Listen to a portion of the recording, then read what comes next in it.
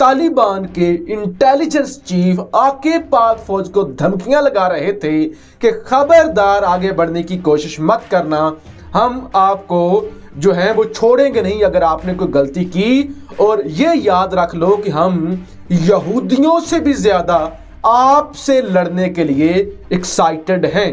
Pakistani check पोस्टों पर कब्जे के दावे इस वक्त सामने आ रहे हैं और साथ ही साथ पाकिस्तान के अटक पुल तक जाने की, यानी कि अटक पुल तक जो एक दावे किए जाते हैं ना कि ड्यूरेंड लाइन को नहीं मानते, अटक तक जी हमारी टेरिटरी है, और फिर जो उससे आगे बढ़ते हैं वो तो कहते हैं कि मारगला की पहाड़ियों तक, इस्लामाबाद तक, अफगानिस्तान के अंदर आना चाहिए। कमांडर खड़ा हुआ था, एक तालिबान का कमांडर एक खड़ा था और वो ये बात कर रहा था कि जी मोहम्मद इलाका है, केपीके में जो है मोहम्मद इलाका है जो कि अफगानिस्तान के नज़दीक है और उस साइड पर बनता है, तो वो वहाँ पे दावा कर रहा है कि जी हमने पाकिस्तान के इलाके मोहम्मद पे कब्जा कर लिया है। ये क्लेम किया जा रहा है अफगान तालिबान की तरफ से और अफगान तालिबान के कमांडर की तरफ से। आपने सबसे पहले घबराना नहीं है।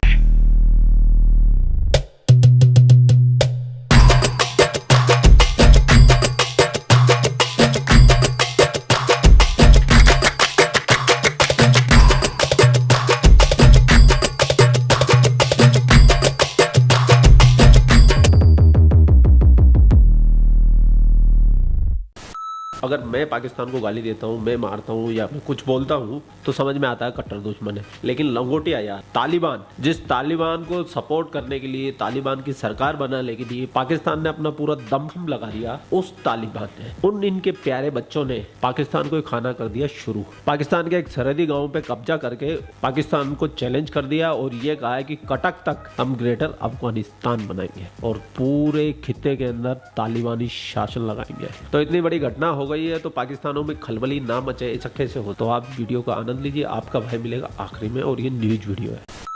नाज़रीन किराम, OIC का इजलास होने के चंद ही दिन के बाद अब बाकायदा तौर पर अफगान तालिबान के नंगरहार सूबे के अंदर पाकिस्तान और अफगान तालिबान की फोर्सेस के दरमियान ना सिर्फ कशीदगी बढ़ी है, लेकिन कल इनका जो डॉक्टर बशीर इंटेलिजेंस चीफ है, तालिबान की गवर्नमेंट के इंटेलिजेंस चीफ की जानिब से पाकिस्तान की बाढ़ उतारने, पाकिस्तान की फौज को ललकारने, धमकियां देने की वीडियो आने के बाद इस वक्त जो मनाजिर हैं वो इंतहाई तशवीशनाक हैं।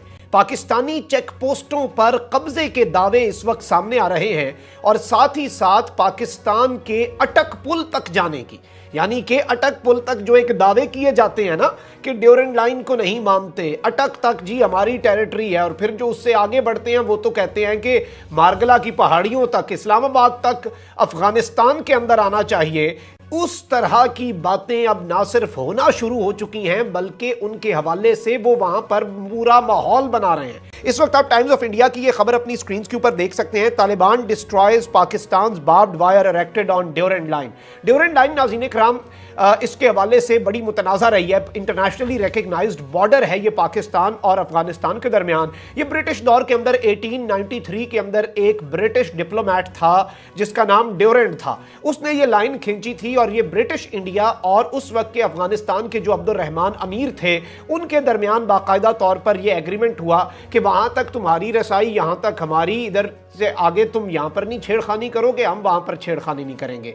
वो एज इट इज चलती रही 1947 तक। 1947 में जब इंडिया और पाकिस्तान वजूद में आए तो obviously that was the line जो खींची गई थी मुआहदे के तहत। अब ये उसे माने ना माने ब्रिटिश इंडिया के दौर से चल रही है और 200 साल होने वाले हैं इस सारे के सारे मामले को। तो इस सब के अंदर ये जो लाइन खींची गई है इसके ऊपर अशरफ गनी गवर्नमेंट के अंदर भी बहुत से एतराज़ात करते थे, दावे करते थे, बढ़ के मारते थे कि हम अटक तक हमारी टेरिटरी है जी, इस्लामाबाद तक हमारी टेरिटरी है, मारगला की पहाड़ियों तक हम हैं, अटक तक हम वापस ले लेंगे, ग्रेटर अफगानिस्तान, ग्रेटर पश्तूनिस्तान, और ये मंजूर पश्तीन और इस तरह का माफिया पूरा जो है वो इन्होंने भर्ती किया हुआ था। लेकिन अब इस सब के अंदर ड्यूरेंड लाइन जो है इसके हवाले से तालिबान का मौक़िफ़ क्या है उस पर अब डिटेल्स जो है वो डिस्कस करना बड़ी ज़रूरी है। Days after OIC meet, tensions ensues between Pakistan and Afghanistan on Durand Line border. Durand Line border के ऊपर OIC के इजलास के चंद ही दिन के अंदर, साथ ही साथ एक और खबर भी देख लें, tensions escalate between Afghanistan Pakistan after later convenes OIC meeting. Pakistan की OIC मीटिंग कन्वीन करने के चंद ही दिन के अंदर अंदर पाकिस्तान और अफगानिस्तान के दरमियान बॉर्डर कशीदगी जो है वो बढ़ रही है। अब नाज़रीन कराम, इस सब के अंदर इमरान खान का एक बयान है जिसके ऊपर सलीम साफी साहब जो हैं, जिन्होंने वैसे ही मैं समझता हूं कि वो इस कदर बुक्स से भरे हुए हैं, उन्होंने इस सारे मामले को बिगाड़ने की कोशिश की। उसके बाद हामिद करजई लॉन्च किया गया। इन सबको शटअप कॉल किसने दी? अफगानिस्तान के अंदर तालिबान के वजीर खारजा अमीर खान मुत्तकी ने। उन्होंने कहा हमें कोई एतराज नहीं है इमरान खान की स्टेटमेंट पर, ये खुद ही अपनी तरफ से एतराज बनाकर बैठे हुए हैं और ये सिर्फ प्रोपेगेंडा हो रहा है। अच्छा, तालिबान की जो टॉप लीडरशिप है, सिर्फ और सिर्फ that is the biggest issue, the disconnect between local commanders and the top leadership. ये एक प्रोफेशनलिज्म ना होने की वजह से इस वक्त अफगान तालिबान जो हैं वो इस चीज के ऊपर बहुत ज्यादा सफर कर रहे हैं, उन्हें इसका खमियाजा भुगतना पड़ रहा है। तालिबान के इंटेलिजेंस चीफ आके पाक फौज को धमकियां लगा रहे थे कि खबरदार आगे बढ़ने की कोशिश मत करना, हम आपको जो है वो छोड़ेंगे नहीं अगर आपने कोई गलती की, और ये याद रख लो कि हम यहूदियों से भी ज्यादा आपसे लड़ने के लिए एक्साइटेड हैं। इससे पहले ज़बीउल्लाह मुजाहिद का भी एक मुतनाज़ा बयान पाकिस्तान को लेकर आया था कि पाकिस्तान के अंदर इस्लामी निज़ाम नहीं है। इससे पहले तालिबान के वजीर तालीम ने भी तलू न्यूज़ पर बैठकर पाकिस्तान के खिलाफ इंतहाई गैर मुनासिब अल्फाज इस्तेमाल किए थे, और उसके बाद OIC का इजलास हो जाने के बाद साबिक अफगानिस्तान के सदर हामिद करजई ने भी पाकिस्तान को अच्छी तरह से लताड़ा था। वजीर आजम इमरान खान की तकरीर पर सख्त तनकीद की थी, और इसके अलावा यह भी कहा था कि अफगानिस्तान को पाकिस्तान से खतरा है। लिहाजा ये तमाम बयानात जो मैंने आपके सामने रखे हैं, जिसमें तालिबान के बयानात भी हैं, तो ये ही काफी हैं बताने के लिए कि सब अच्छा नहीं है। जरा دغه پلوڅې د لکړي ولې کولای د پلوڅې کوزي پلوڅې نه بلکې دا بره پلوڅې ده کنه کوزه بیا کوزه پلوڅې ده د اشرف غنی په وختو کې دا سودا وسه شګور دا مکتب جوړ کړی ګورنمنت پرایمري سکول پلوڅې مومن جنسي اولا چې دا د افغانستان خاوره ده بلکې زموږ خاوره خو تر اته پورې ده خدا और द वर्चक डैम है। ये वीडियो आपने देखी, ये वीडियो खैर उसमें वो पश्तो में बात कर रहे हैं, लेकिन मैं आपको उसकी ट्रांसलेशन बता देती हूँ क्या समझ में वो बात क्या कर रहे हैं।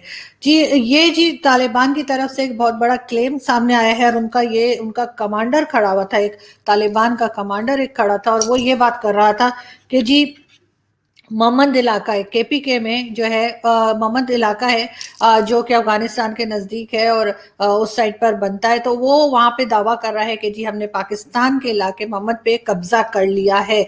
ये क्लेम किया जा रहा है अफगान तालिबान की तरफ से, और अफगान तालिबान के कमांडर की तरफ से, जो ये कह रहा है कि जी ये मोहम्मद का इलाका हमारा है और हमने इस पर पाकिस्तान की साइड से हमने इस पर कब्जा कर लिया है। अब कोई उठेगा, कोई बताएगा कि ये क्या हो रहा है। बिल्कुल जी, ये दावा उसका सामने आया है। साथ ही साथ वो ये भी कह रहा है कि ये एरिया जो हमने अभी पाकिस्तान से छीना है या हमने कब्जा किया है पाकिस्तान के इलाके में, जो कि मोहम्मद इलाका है, और हमने उस पर कब्जा कर लिया। अब ये इलाका वो कह रहा है कि अफगानिस्तान में शामिल होगा, उनके इलाके में शामिल होगा और हो चुका है। और दूसरा ये कि वो ये कह रहे हैं कि हमारा एरिया यानी उनका जो इलाका है, जो बता रहे हैं, वो कह रहे हैं कि वो अटक तक बनता है। दुश्मन जो चाहते हैं खासतौर पर इसराइल, भारत और बहुत सारे ममालिक के दोनों मुल्क आपस में लड़ें, तालिबान लड़ें और तालिबान पाकिस्तान के खिलाफ हथियार उठाएं, यानी अटक तक वो ये दावा कर रहा है कि वो पाकिस्तान के इलाके अटक तक जो है वो लोग अपनी कुछ भी कार्रवाई करके किसी किस्म का हमारे ऊपर अटक करने के नाम ही अटक है और उस पर अटैक करके जो है वो उस पर कब्जा करने का वो दावा कर रहा है कि वो अटक तक अपना इलाका लेंगे। और अभी उन्होंने मोहम्मद एजेंसी जो है, एजेंसी का इलाका जो है उसका दावा उन्होंने कहा है कि जी हमने पाकिस्तान से के इलाके को कब्जे में कर लिया है, यानी कि अब वो इलाका उनका हो गया है, पाकिस्तान का नहीं रहा। और साथ ही वो ये भी कह रहे हैं कि अब हम यहाँ से अटक तक का जितना एरिया है उस सबको हम लेंगे और पाकिस्तान के हाथों से लेके और उस पर कब्जा करेंगे। तो मुझे पूछना ये था इमरान खान साहब से और शाह महमूद कुरैशी साहब से और बाजवा साहब से और कोई से भी बाजवा हो, चाहे पिज़्ज़ा वाले बाजवा हो, चाहे आर्मी चीफ वाले बाजवा हो, चाहे जनरल फैज हों, चाहे नए जो डीजी आईएस आए हैं नदीम अंजुम साहब, उन सबसे जो जो रिस्पॉन्सिबल है मुझे पूछना है, सर मुबारकबाद किसको देनी है, सर मिठाई कहाँ भिजवानी है, सर फूल किसके ऊपर फेंकने हैं। ये आप लोगों ने मुल्क का हाल कर दिया है, ये आप लोगों की गलती है जिसकी वजह से सब लोग अब भुगत रहे हैं। कहाँ आपने जो है इनको जा जाके सपोर्ट किया तालिबान को, और आज ये तालिबान आपको ही निगलने के लिए, आपको ही खाने के लिए बैठे हुए हैं। अब आप ये बता दीजिए कि इस सब कुछ करके आपको फायदा क्या हुआ।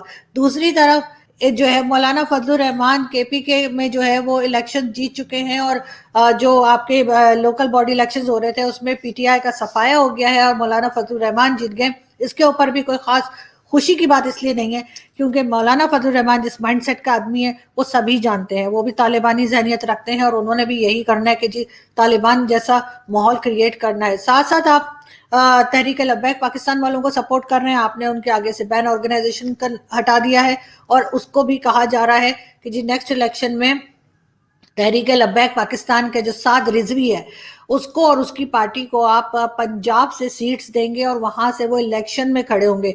मतलब यहाँ पर आप क्या माहौल क्रिएट कर रहे हैं, आप किस तरह के लोगों को आगे ला रहे हैं और आप पाकिस्तान का किस तरह से नुकसान कर रहे हैं।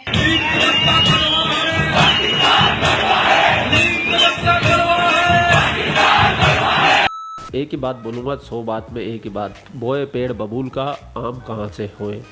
तुमने कांटे बोए तो कांटे मिलेंगे। और अफगानिस्तान, तालिबान, टीटीपी, जो ये दोनों ग्रुप है, दोनों ग्रुपों का एक ही मकसद है। एक ने अपना मकसद हासिल कर लिया, दूसरा अपना मकसद हासिल करने में लगा हुआ है। पूरे खित्ते के अंदर शरीयत लागू करना, शरीयत लो लागू करना, इस्लाम का लो कानून, इस्लाम का कानून नाजिल करना। और अभी तो शुरुआत है, फरवरी मार्च निकल जाने दीजिए, थोड़ी सी सूरज की तपिश बढ़ जाने दीजिए, मौसम खुल जाने दीजिए, पाकिस्तान को उठा उठा के धोएगा यही तालिबान, जिसके लिए ये पाकिस्तान इतना सब कुछ कर रहा है।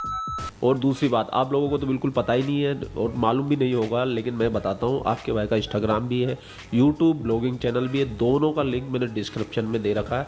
एक को आप सब्सक्राइब कर लो, एक को आप फॉलो कर लो, ये लाजमी है, ये करना ही करना है आपको। आप लोग अपना ख्याल रखिए, आपका भाई आपके लिए पाक मीडिया से रिलेटेड वीडियो लाता रहता है। जय हिंद, वंदे मातरम, जय श्री राम, जय श्री राम, जय श्री राम।